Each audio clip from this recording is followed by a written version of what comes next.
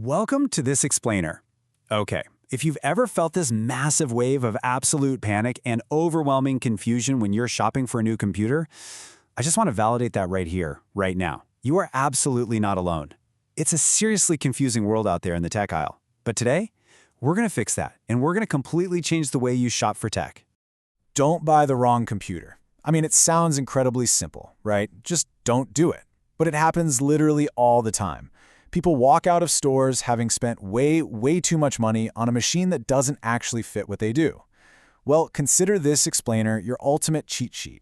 I promise you there are only 4 specific things you actually need to look at to avoid a bad purchase.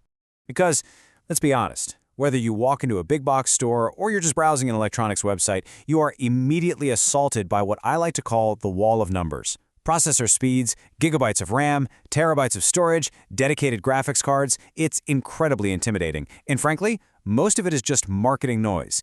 It's specifically designed to confuse you, to make you doubt yourself, and ultimately to make you think you need way more machine than you actually do, which of course just leads to you overspending. Okay, let's dive into this. We're cutting straight through all that jargon with a super simple plain English roadmap today. We're looking at just 4 things: RAM, storage, processors, and screens and battery. That's the whole shebang. Starting with number 1, RAM, which is basically your digital desk space. So, this is arguably the single most critical component for dictating how your computer actually feels to use every single day. RAM stands for random access memory, but forget that. I just want you to visualize it as your physical desk space. Imagine you sit down to work. A bigger desk means you can have your notebook, your laptop, a coffee cup, and a bunch of files all open and within arm's reach at the exact same time. But if you have a tiny, cramped little desk, you have to constantly swap things out and put them away just to make room, right? That slows your workflow to a complete crawl. It's the exact same thing in the computer world. If you don't have enough memory, your machine freezes up because it's constantly shuffling things off of its tiny digital desk. Now, what's really interesting about this slide is how these 3 tiers of RAM are sold to us.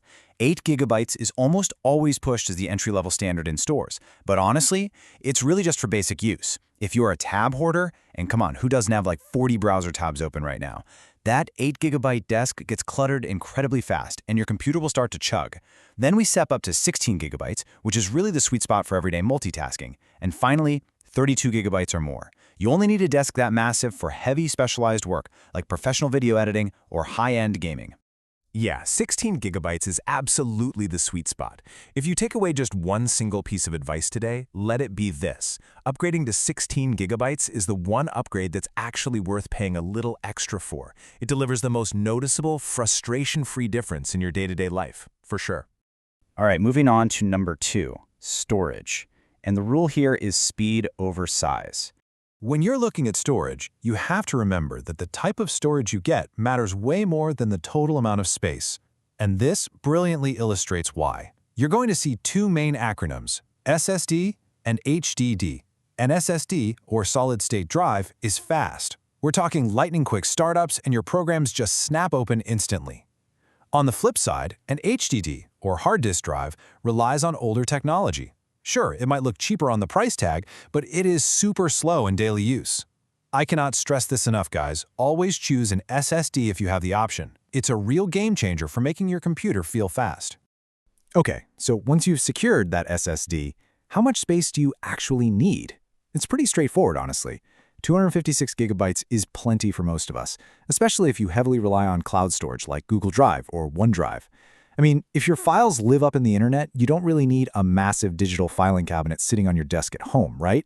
However, if you're the type who likes keeping a ton of high-res photos, long videos, or giant files directly on your actual machine, then stepping up to 512 gigabytes is definitely the smarter move, just to give yourself some breathing room.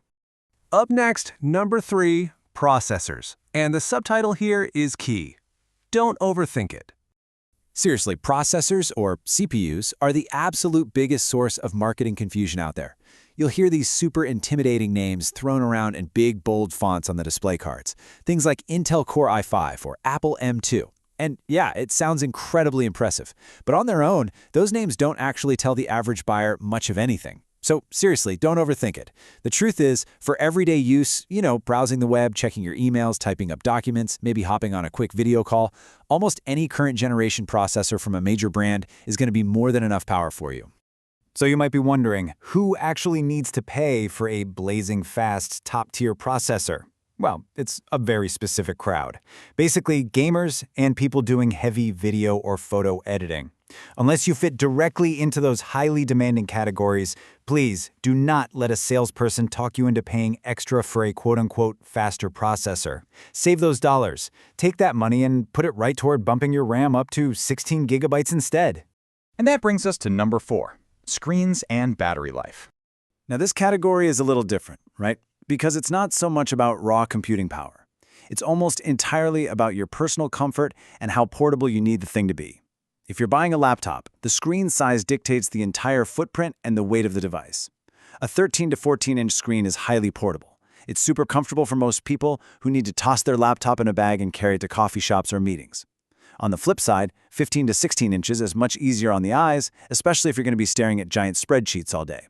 But you are trading away that portability. Base this choice entirely on your own daily travel habits.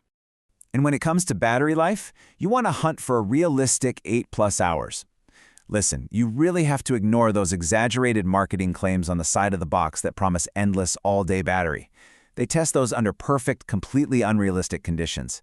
Instead, look up a few independent reviews to make sure the machine can genuinely survive an 8-hour workday away from the wall outlet. Okay, let's move to and see how this builds into our final section, the Smart Buyer's Checklist. Let's bring everything we've talked about together and clearly separate exactly what you should buy from what you should absolutely walk away from. First things first, let's empower you to keep your wallet firmly closed. Here is what you need to confidently skip. Stop wasting money on dedicated graphics cards unless you are gaming or editing video. You just don't need them. Skip paying a huge premium for the absolute newest processor generation when a standard current one runs perfectly fine. And finally, refuse to buy extra RAM or extra storage simply just in case. Salespeople love pushing that fear-based upsell. Just say no. So, the crucial point is this definitive 3-step buying formula. To get a fantastic, snappy computer that lasts, you need exactly this. 1. 16 gigabytes of RAM. 2. An SSD for your storage. And 3. A current generation processor from a major brand. That's it!